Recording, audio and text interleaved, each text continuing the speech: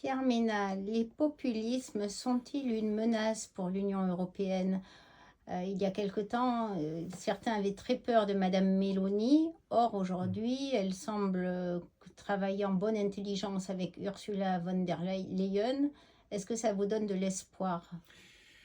Je crois qu'il y a plusieurs catégories de populistes. Dans mon livre, j'en mentionne trois. Alors, ils ont des points communs. Ils ont, points communs, à savoir le fait de défendre la souveraineté des États, le fait de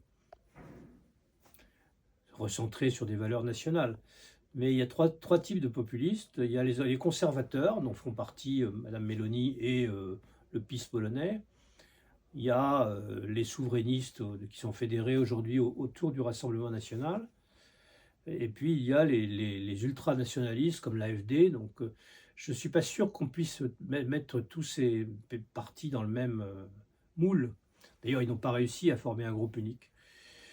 Mais il est vrai que petit à petit, on voit que dans certains pays, ils accèdent au pouvoir. Bon, c'est le cas en Italie.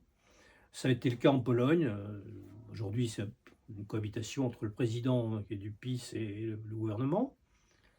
Aujourd'hui, depuis hier, il y a eu des élections en République tchèque, ça va être un gouvernement de cette mouvance aussi.